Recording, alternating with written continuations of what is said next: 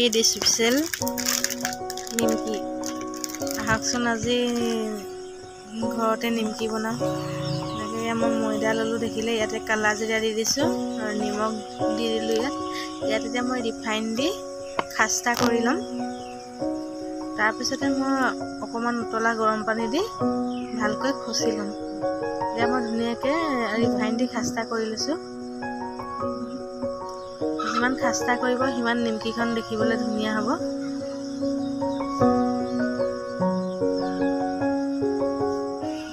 এতিয়া দেখিলে মই গৰম পানী কৰি গৰম পানী দি মই খচি ল'ম।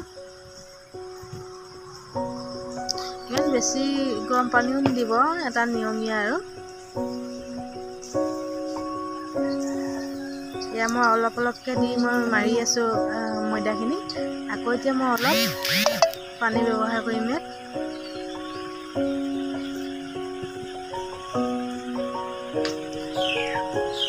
ঈদত ঘৰতে মিঠাই বনালেহে ঈদ লাগে কিন্তু দেই, আপোনালোকৰ লাগে নাই বাৰু ক'বচোন। ইয়াত দেখিলে মই ময়দাখিনি মঠি ল'লোঁ। এতিয়া মই ইয়াৰ সৰু সৰু লাডু কৰিম। সৰু সৰুকৈ লাডুটো মই বনাই ল'ম এতিয়া।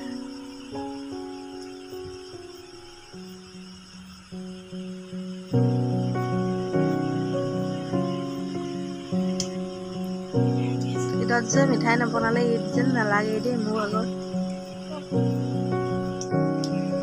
ইয়াত দেখিলে মই সৰু সৰু লাডু বনাই ল'লোঁ। এতিয়া মই বেলি ল'ম। মোক আজি বেলি দিয়া হেল্পাৰ আছে কিন্তু দেই।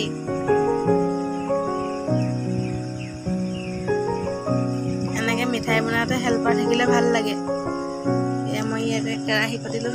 এয়া মই ৰিফাইন অইল ঢালি দিছোঁ।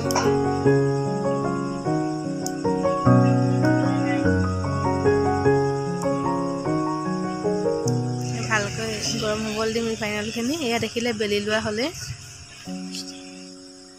এতিয়া মই ইয়াক ভাজিম।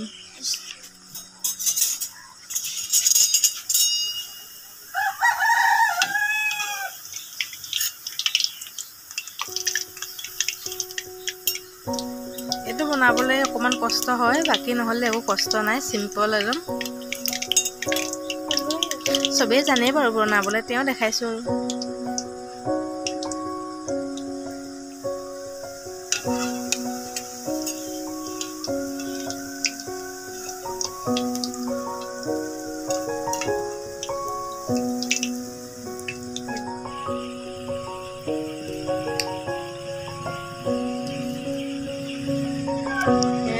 হ'লেই 5খন।